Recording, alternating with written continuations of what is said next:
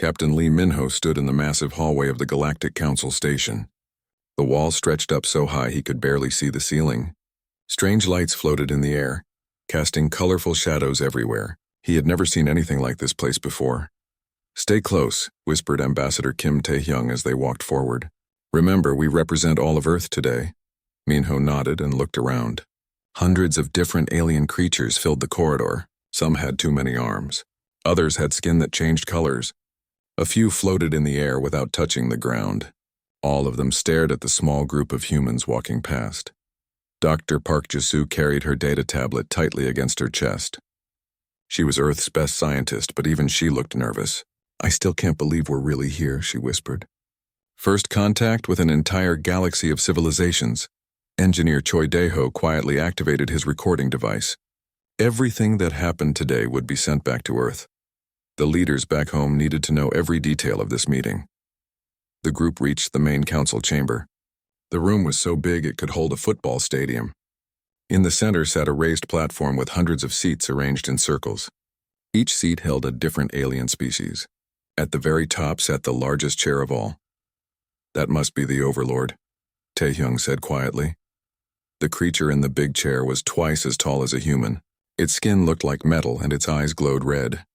When it spoke, its voice boomed across the entire chamber.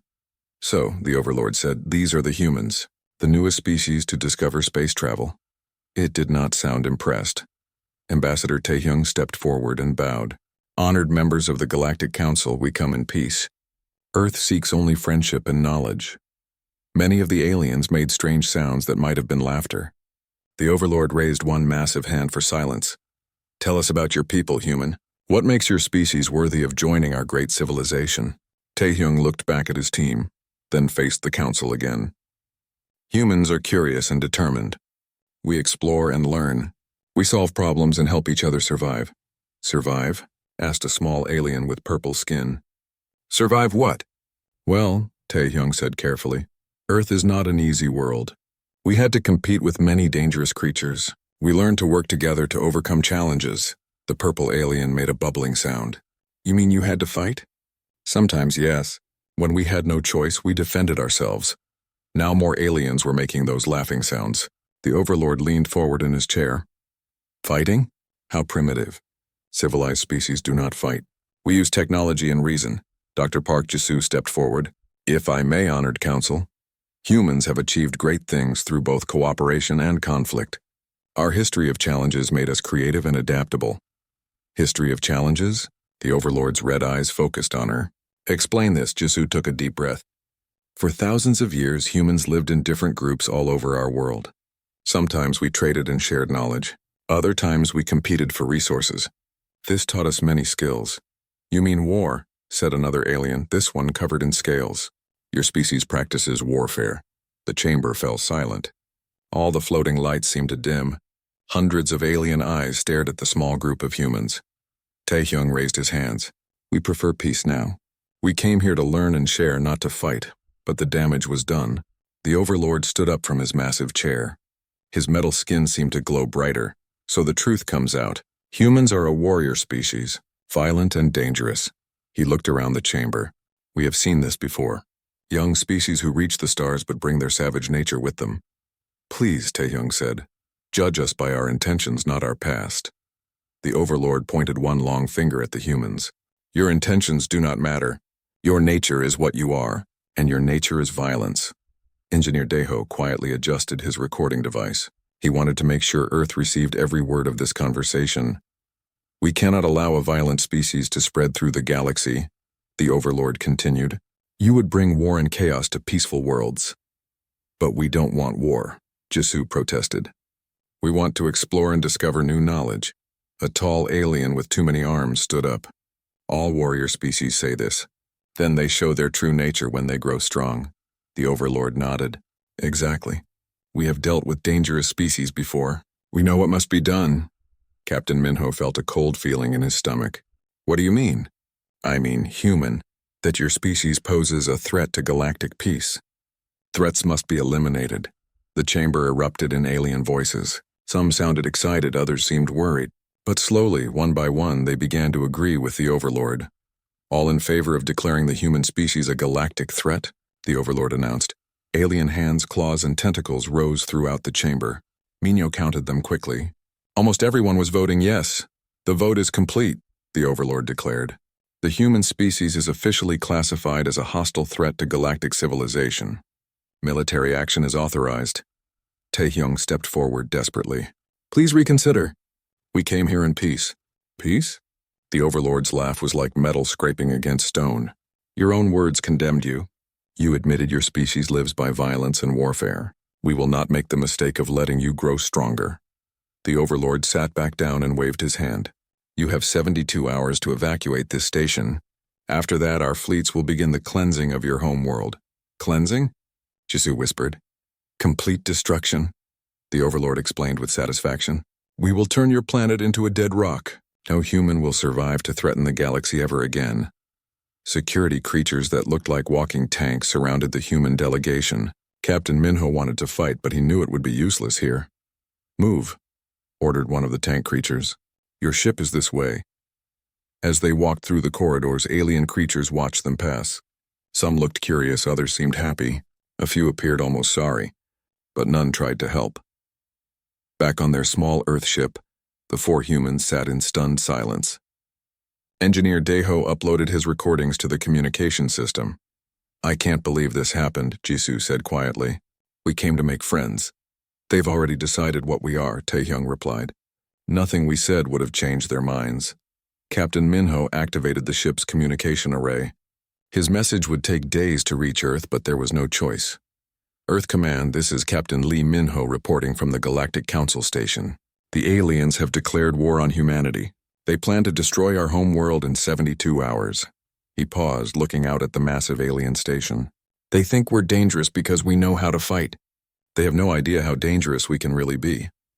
He activated another communication channel, this one directed back toward the alien station. Overlord, he said calmly. Congratulations. You just declared war on the deadliest, strongest species in existence. You wanted to see our true nature? You're about to get your wish. The small Earth ship undocked from the station and began its journey home. Behind them, the aliens prepared their mighty fleets for what they thought would be an easy victory against primitive humans. They had made the biggest mistake in galactic history as their ship jumped to faster than light speed. Minho smiled grimly. They wanted to know what makes us dangerous. They're about to find out that the worst thing you can do to a predator species is threaten their home. The war was about to begin. Admiral Song Hana sat in the underground command center below the Pacific Ocean. The room was dark except for the blue glow of computer screens. Red warning lights flashed across every wall. The message from Captain Lee Minho had arrived 3 hours ago. War it is then, she said quietly to herself. General Yoon Seokjin burst through the heavy metal door. His face was grim, but his eyes looked almost excited. Admiral, all department heads are ready for the emergency meeting. Hana nodded and walked to the main briefing room. Around the large table sat Earth's most dangerous people. These were not politicians or diplomats. These were the men and women who knew how to fight and win. Ladies and gentlemen, Hana began, the aliens have made their choice. They want to exterminate humanity because they think we're too violent for their peaceful galaxy. Dr. Han Nayeon, head of military research, smiled coldly. How ironic. They're about to learn what real violence looks like. What's our timeline? Asked Communications Officer Lee Jinwoo. The alien fleets are already moving toward Earth, Hana replied. Our spy satellites detected massive ships leaving their staging areas.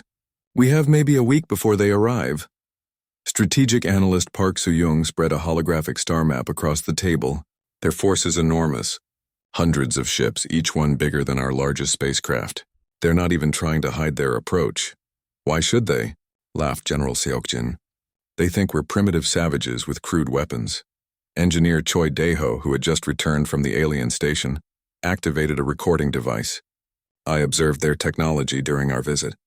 It's advanced, but it's designed for their kind of warfare. Energy shields, plasma weapons, long-range attacks. They fight like a video game. And we fight like humans, Hana said with satisfaction. She pressed a button on the table.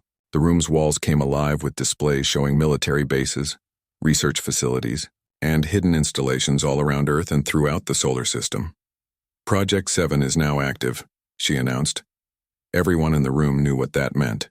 For decades, Earth's military had prepared for this exact situation, not alien invasion specifically, but war against a vastly superior enemy. Every scenario, every possibility had been planned for. Dr. Neon stood up and walked to one of the displays. Our conventional weapons are useless against their shields, but we don't fight conventionally. She pressed a control and new images appeared. Kinetic weapons, nuclear warheads, nanite swarms, and most importantly, the Ghost Fleet. Ghost Fleet is ready? Asked Captain Kim Namjoon, Earth's best pilot. 50 unmanned ships, each loaded with enough firepower to level a city, Neon confirmed. They've been disguised as space junk and asteroids for 5 years, scattered throughout our solar system, completely undetectable. Communications Officer Jinwoo pulled up intercepts of alien military chatter. Listen to this, he said, playing an audio file. Strange alien voices filled the room, speaking in their own language. Subtitles appeared on the screen. The human nest world should fall in less than 1 day, one alien voice said. Their primitive weapons cannot penetrate our defensive systems. What resistance do we expect? Asked another voice. Minimal. These creatures barely understand space warfare. Our scanners show they have no energy weapons, no plasma shields, no proper starships. The room of humans listened in silence. When the recording ended, General Seokjin started laughing. No energy weapons, he said. No plasma shields? They have no idea what they're walking into. Admiral Hana activated another display. This one showed networks of contacts around the world. Not military bases or government facilities. These were different. The underground networks are active, she explained. Crime syndicates, mercenary groups, survival communities, hacker collectives. Every dangerous human on the planet now has the same mission. Which is? Asked Dr. Nyan. Defend Earth by any means necessary, Hana replied. No rules, no limits, no mercy. Strategic analyst Park Soo-young highlighted sections of the alien fleet formations. I've analyzed their approach patterns. They're using standard military doctrine, organized, predictable, efficient, and that's their weakness, Captain Namjoon realized. They fight like soldiers. We fight like survivors. Engineer Daeho brought up technical specifications of captured alien equipment. Their technology is impressive but specialized. Energy-based systems, centralized command structures, automated responses. It's designed to fight other civilized species. But not us, Hana concluded. They've never faced persistence hunters. They've never dealt with a species that sees war as evolution in action. She activated the main communication array. All units, this is Admiral Song Hana. Condition Red is now in effect. The aliens want a war. They're about to learn why humans conquered their own planet before reaching the stars. Across Earth, the message was received. Hidden bases came online. Secret weapons were activated. Ships disguised as civilian craft began moving into position. Most importantly, millions of humans who had never met each other united behind a single goal: survival. Dr. Nayan pulled up the final display. It showed Earth from space, looking peaceful and blue. But now that view was different. Hidden among the orbital stations and satellites were weapons the aliens couldn't imagine, railguns that fired tungsten slugs at incredible speeds, nuclear mines disguised as communications equipment, and everywhere the signatures of human ingenuity applied to warfare. How long until the first engagement? Hana asked. The alien vanguard will reach Jupiter in 18 hours, reported Jinwoo. Their main fleet follows 6 hours behind that. Captain Namjoon cracked his knuckles. Perfect.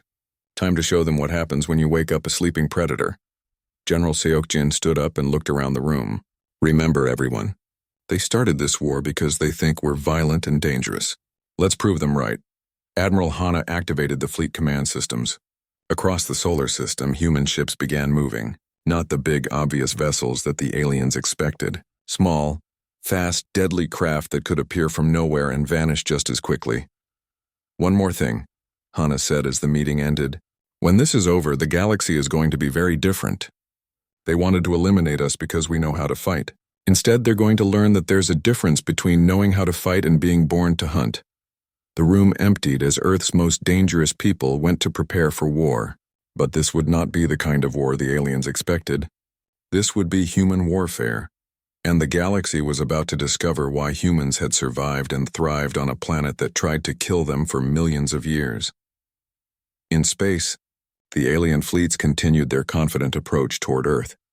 They expected to find frightened primitives with crude weapons. Instead, they were flying straight into the jaws of the apex predator species of the galaxy. The hunt was about to begin. Commander John Jungkook floated in his fighter cockpit near Jupiter's largest moon. Around him, 20 other human pilots waited in the darkness of space. Their ships looked nothing like the sleek alien vessels approaching from the outer system. Human fighters were small, angular, and covered in weapon pods that seemed almost random. "Contact in 5 minutes," whispered pilot O'Minji through the communication system. "Enemy vanguard consists of 12 heavy cruisers and 40 escort fighters." Jungkook checked his weapons display one more time. No energy shields, no plasma cannons, nothing the aliens would recognize as advanced technology, just kinetic railguns, nuclear-tipped missiles, and good old-fashioned human creativity. "Remember the plan," he said quietly to his squadron. "They expect energy weapon exchanges at long range. We get in close and show them what real warfare looks like." The alien ships appeared on their sensors, massive and glowing with power. Each cruiser was 10 times larger than a human fighter. Their escort ships outnumbered the humans 2-1. It should have been a hopeless battle. Tactical Officer Lim Hanul, monitoring from Jupiter Station, activated the Ghost Fleet protocols. "Unknown contacts coming online," she reported with satisfaction. Throughout the Jupiter system, chunks of rock and metal that had floated for years suddenly came to life. What the aliens had dismissed as space debris revealed themselves to be unmanned human warships, each one loaded with enough firepower to destroy a city. The alien commander's voice crackled through intercepted communications. "What are those objects?" "They were not on our sensors 5 minutes ago. Ghost Fleet is active," Jungkook announced to his pilots. "Time to hunt." The human fighters accelerated toward the alien formation. No fancy energy effects, no glowing shields. Just chemical rockets and nuclear engines pushing small metal boxes through space at incredible speeds. The aliens opened fire first, brilliant beams of plasma energy lighting up space like deadly fireworks. Their shots were perfectly aimed where the human ships should have been. But the human fighters weren't where they should have been. Pilot Minji rolled her ship sideways at the last second, letting a plasma beam pass harmlessly by. "They're aiming where we're going to be, not where we are," she laughed. "They fight like computers." The aliens had never faced pilots who could think and react faster than their targeting systems could calculate. Jungkook activated his ship's primary weapon. The railgun fired a tungsten slug the size of a pencil at 10% the speed of light. No energy signature, no plasma glow, just a tiny piece of metal moving faster than anything in nature. The slug punched through an alien fighter's energy shield like it wasn't even there. The shield was designed to stop energy weapons, not solid projectiles moving at relativistic speeds. The alien ship exploded in a shower of metal and atmosphere. "First kill confirmed," Jungkook reported. "Their shields are useless against kinetic weapons." All around the battle zone, human pilots were making the same discovery. The aliens' advanced technology was designed to fight other advanced technology. It couldn't cope with primitive projectile weapons moving at impossible speeds. Lieutenant Kang Seoho, leading the 2nd Fighter Squadron, tried a different approach. Instead of firing at the alien ships, he aimed at something much simpler: their communications arrays. "Targeting their antennas," he reported. "If they can't talk to each other, they can't coordinate." His railgun slug severed the delicate communication equipment on 3 alien cruisers in rapid succession. Suddenly, the organized alien formation began to fall apart as the ships lost contact with their command structure. Meanwhile, the Ghost Fleet was causing havoc throughout the alien formation. The unmanned human ships had appeared from every direction at once, firing nuclear missiles and kinetic weapons from point-blank range. Tactical Officer Hanul watched her displays with grim satisfaction. The aliens keep trying to retreat to a safe distance for long-range combat. But there is no safe distance. We're everywhere. The alien commander's panic was obvious in the intercepted communications. "Where are they coming from?" "Our sensors showed empty space." What the aliens didn't understand was that humans had been hiding weapons in space for years. Every asteroid, every piece of debris, every seemingly innocent satellite could potentially be a threat. Pilot Minji executed the first boarding action of the war.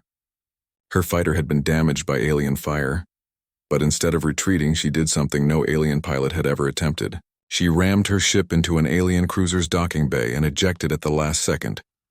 Her fighter's nuclear warhead detonated inside the alien ship, but Minji was already floating free in her armored suit. She activated magnetic boots and started walking along the alien hull toward their weapon systems.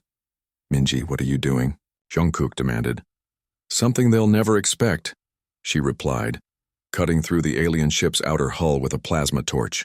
They designed their ships to fight in space, but they never considered someone might come inside and fight them directly. She disappeared into the alien ship. For 5 minutes, the cruiser's weapons kept firing at human fighters. Then suddenly, all its guns went silent. Minji's voice crackled over the radio. "Alien weapons offline. Their crew doesn't know how to fight inside their own ship. They're helpless without their technology." The tide of battle turned completely. The aliens had superior numbers, better technology, and more powerful ships. But they were fighting the wrong kind of war. Human fighters swarmed around the massive alien cruisers like angry insects. They were too small and too fast for the aliens' heavy weapons to target effectively. Meanwhile, the Ghost Fleet continued to appear from unexpected directions, launching surprise attacks and vanishing back into the darkness of space. Lieutenant Seoho noticed something important in the alien formation patterns. "They're still fighting like this is a formal military engagement," he reported.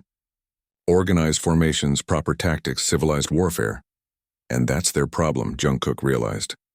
"We're not fighting a civilized war. We're hunting them." The alien commander finally gave the order to retreat. The surviving ships began pulling back toward the outer system, their formation broken and their confidence shattered. But the humans weren't finished. As the aliens tried to escape, the Ghost Fleet revealed its final surprise. Hidden among Jupiter's moons were larger unmanned ships, each one carrying a single massive weapon. These weren't precision instruments or advanced technology. They were oversized railguns that fired chunks of asteroid at incredible speeds. The aliens' energy shields were completely useless against multi-ton rocks moving at relativistic velocity. 3 alien cruisers simply vanished, smashed into scrap metal by kinetic impactors that hit with the force of nuclear weapons. The surviving aliens fled in complete disorder. Behind them, human fighters regrouped and began salvaging alien technology from the wreckage.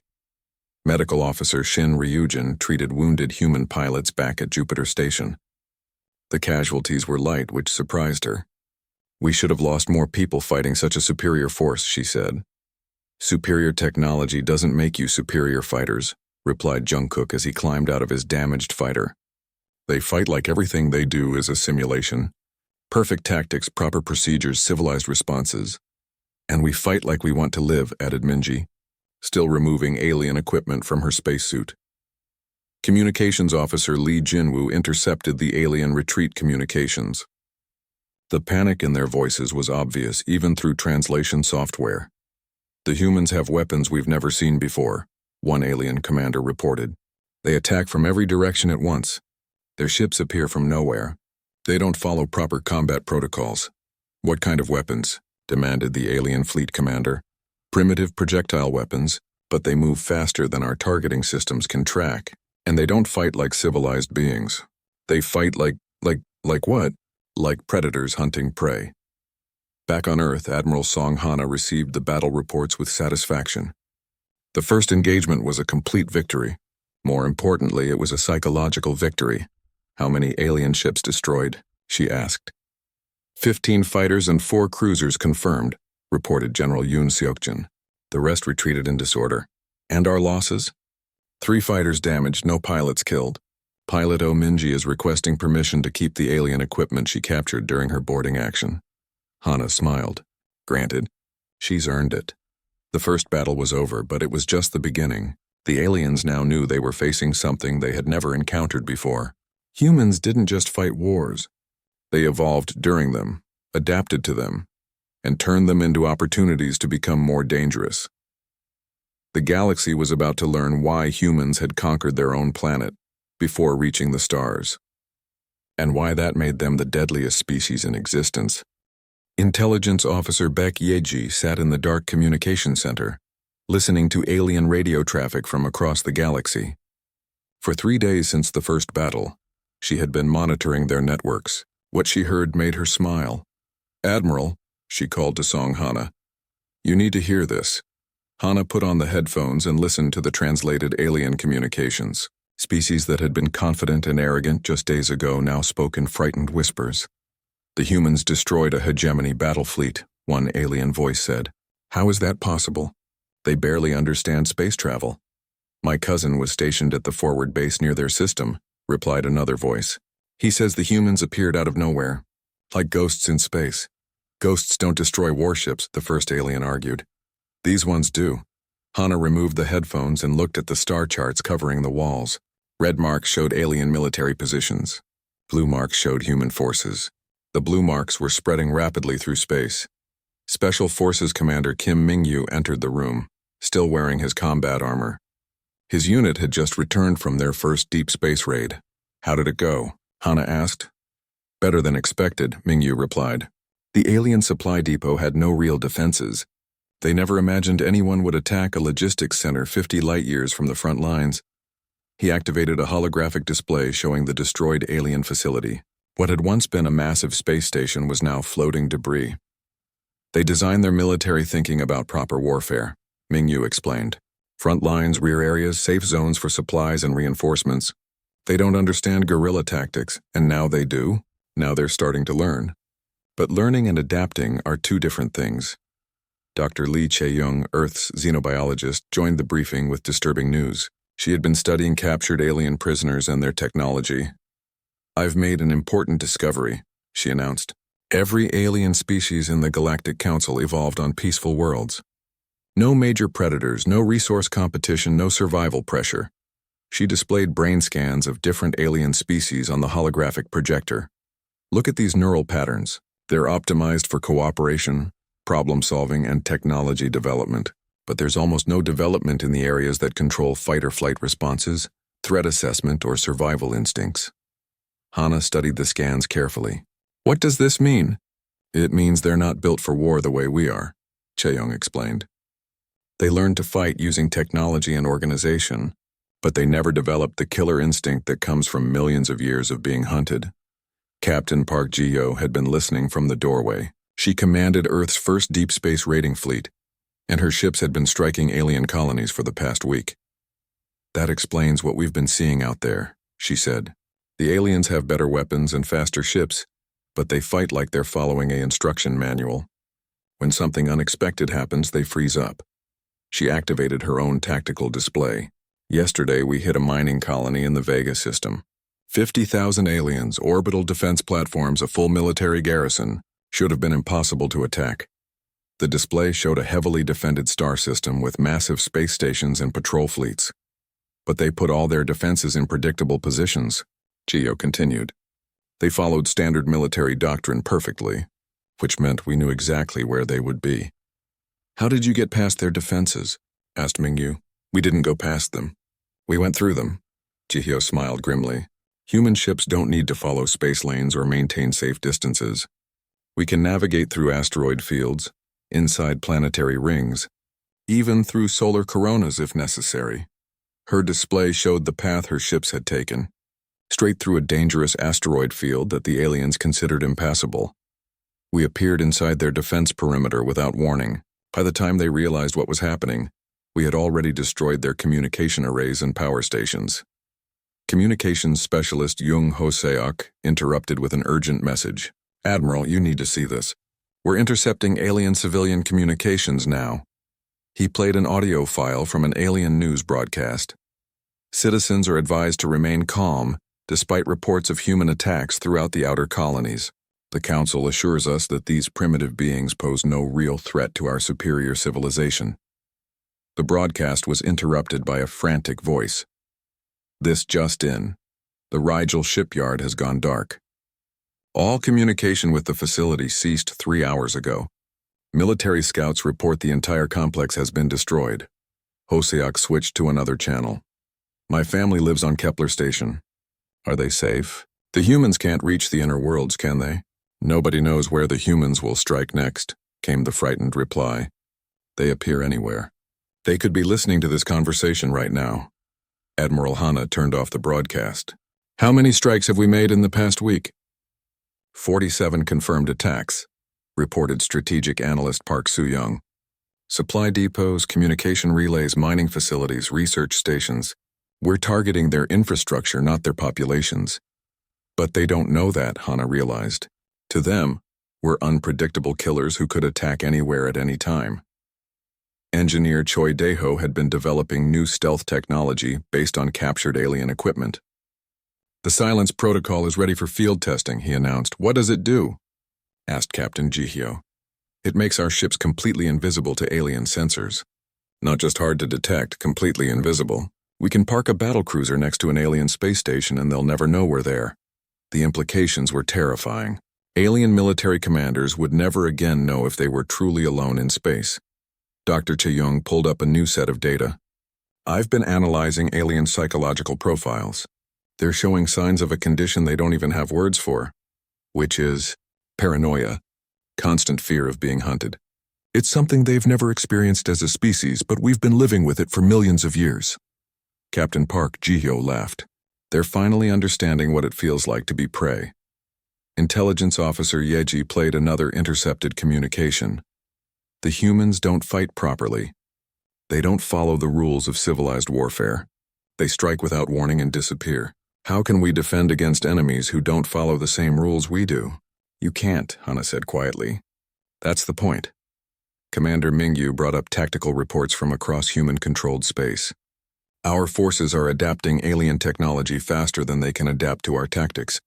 Every engagement teaches us something new about their capabilities, while every engagement teaches them something new about fear, added Captain Ji-hyo. The truth was becoming clear to everyone in the room. This wasn't a war between two civilizations using different technologies. This was a fundamental clash between two completely different types of intelligence. The aliens had evolved to be builders, creators, and cooperators. They had developed incredible technology and built a peaceful galactic civilization, but they had never learned to be hunters. Humans had evolved on a world that tried to kill them every single day. They had learned to hunt, to hide, to adapt, and to survive against impossible odds. And now they were applying those lessons to space warfare. How long until the alien main fleet reaches Earth? Hana asked. 2 days, replied Communications Officer Hoseok. But they're not coming directly.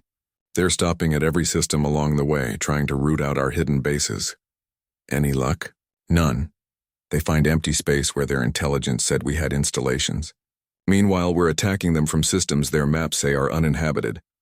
Admiral Hana looked around the room at Earth's most dangerous people. A week ago, they had been the representatives of a small, newly spacefaring world. Now they were the commanders of forces that were terrorizing an entire galaxy. The aliens made one critical mistake, she said finally. They assumed that being more advanced made them better predators. But there's a difference between being advanced and being dangerous. She activated the main communication array. All human forces, this is Admiral Song Hana. Continue current operations. Strike fast, strike hard, and vanish. Show them what it means to be hunted by the apex predator species of the galaxy. Across space, human raiders received their orders and smiled grimly. The aliens wanted a war? They were getting something much worse. They were getting a hunt. And humans were very, very good at hunting. 6 months had passed since the Galactic Council declared war on humanity. Now Overlord Vextar sat across from Ambassador Kim Tae-hyung in the same council chamber where it all began. But everything had changed. The Overlord's metal hands shook as he signed the peace treaty. His red eyes, once bright with arrogance, now darted nervously around the room. The other council members sat in complete silence, afraid to even whisper. The terms are acceptable, Tae-hyung asked politely. Yes, Vextar replied quietly. Complete autonomy for human space. Technology sharing agreements. And recognition that humanity operates under different rules than the rest of the galaxy. Admiral Song Hana stood behind Tae-hyung wearing her full military uniform. The alien council members couldn't stop staring at her. 6 months ago she had been unknown. Now her name was spoken in frightened whispers across 1,000 worlds. We never wanted to conquer anyone, Hana said calmly. We just wanted to be left alone to explore the galaxy in peace. But you declared war on us, whispered a small purple alien. You said we were dangerous. Hana's smile was cold. You were right. We are dangerous. You just didn't understand what that meant. Dr. Park Ji-soo activated a holographic display showing the current state of the galaxy. Red zones marked areas where human forces operated. Blue zones showed alien territory that remained untouched. The red zones covered nearly a third of known space. In 6 months, she explained, humanity has established hidden bases in 47 star systems. We've developed autonomous weapons that can operate for decades without supervision. We've created a military doctrine based on 8,000 years of warfare against our own species. The Alien Council members studied the display in horror. They were finally beginning to understand what they had awakened. Strategic analyst Park Soo-young stepped forward. Your mistake was assuming that advanced technology makes a species more dangerous. But technology is just tools. It's the mind that uses those tools that matters. She changed the display to show brain scans comparing human and alien neural patterns. Every species in this council evolved on peaceful worlds. You learn to cooperate, to build, to create. Those are wonderful abilities, but you never learned to hunt. And humans did, Vextar said quietly. Humans are persistence hunters, Dr. Lee Chae-young explained. We evolved to chase our prey across vast distances until it collapsed from exhaustion. We never give up. We never stop learning. And we never forget a threat. General Yoon Seokjin activated another display. This one showed alien military communications from the past 6 months. The messages told the story of a galactic civilization, slowly learning to be afraid of the dark. Your forces have reported human ships in systems we've never visited, he said. Your colonies have gone silent in regions where no human has ever been seen. Your own people are beginning to tell stories about monsters that live in the empty spaces between stars. Communications. Officer Lee Jinwoo played an audio recording of alien children on a distant world. Don't go out after dark, a young alien voice said. The hunting things might find you. They come from the black spaces where no light shines, and once they start chasing you, they never stop. The Alien Council members listened in stunned silence. Their own children were creating bedtime stories about humanity. This is what we've become to you, Admiral Hana said. Not conquerors or invaders. We're the thing that goes bump in the night. The predator that your species never evolved to understand. Captain Kim Namjoon, who had led dozens of raids against alien installations, spoke for the first time. We tried to join your civilization peacefully. You chose to see us as a threat, so we became the threat you feared we were. Engineer Choi Daeho brought up technical specifications of human military technology. Our weapons aren't more advanced than yours. In many ways, they're more primitive. But they're designed by a species that understands war at a level you cannot imagine. The display showed human ships that looked nothing like the sleek, elegant alien vessels. They were angular, brutal, and covered in weapons that seemed almost random in their placement. Your ships are works of art, Daeho continued. Beautiful, efficient, perfect examples of advanced engineering. Our ships are designed by predators who understand that in real warfare, ugly and effective beats beautiful and vulnerable every single time. Overlord Vextar looked around the council chamber. Half the seats were empty. Many alien species had simply stopped attending meetings after their colonies and outposts began disappearing. What do you want from us now? He asked quietly. Ambassador Tae-hyung placed the signed treaty on the table. Nothing. We want to be left alone to explore, to learn, to discover new things, just like we said from the beginning. But if we threaten you again, Captain Park Ji-yo, who had destroyed more alien installations than any other human commander, answered that question. Then you'll learn that this war was just us being polite. We held back because we hoped you would come to your senses. If you threaten humanity again, we won't hold back. The implications hung in the air like a dark cloud. The aliens had seen what humans could do when they were being restrained. None of them wanted to discover what humans were capable of when they stopped showing mercy. Dr. Chae-young activated one final display. This one showed the current location of human forces throughout the galaxy. We're not occupying your worlds or enslaving your people, she explained. We're doing something much more effective. We're living in your nightmares. The display showed human bases hidden in asteroid fields inside nebulae, on rogue planets drifting in the dark between stars. Everywhere the aliens looked, humans might be watching. Every alien child will grow up knowing that somewhere in the darkness, the hunting things are waiting, she continued. Every alien military commander will go to sleep wondering if tomorrow will be the day humans decide they've become a threat. Intelligence Officer Baek Yeji played one final intercepted communication. This one came from an alien military academy. New doctrine for dealing with human forces, an alien instructor was saying. Rule 1, do not engage directly unless absolutely necessary. Rule 2, do not attempt to predict human tactics. Rule 3, if you encounter humans in space, assume they have been watching you for hours and already know everything about your mission. Rule 4, asked a student. Pray they decide you're not worth hunting. The peace treaty was complete. Humanity had won not through conquest, but through something far more effective. They had become the thing that an entire galaxy feared. As the human delegation prepared to leave the council station, Overlord Vextar spoke one last time. You were right, he said quietly to Captain Lee Minho, who had returned for the ceremony. We did declare war on the deadliest species in existence. Minho nodded. The difference is we tried to warn you. You chose not to listen. The human ships departed from the alien station, leaving behind a galaxy that would never be the same. In the darkness of space, human forces continued their patrols, watching and waiting. Admiral Hana stood on the bridge of her flagship, looking out at the stars. Status report, she ordered. All human installations operating normally, reported Communications Officer Hoseok. No alien military movements detected in our territory. And beyond our territory, the aliens are teaching their children new bedtime stories. Stories about the monsters that live between the stars and what happens when you wake them up. Hana smiled. The war was over, but humanity had achieved something far more valuable than victory. They had earned their place as the apex predator species of the galaxy, not through conquest or domination, but through the simple application of what evolution had made them.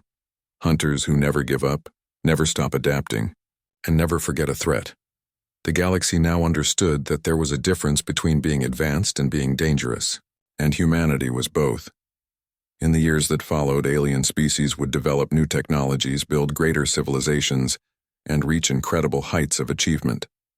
But they would do so knowing that somewhere in the darkness the hunting things were watching, and if they ever threatened humanity again, they would learn what it truly meant to be prey.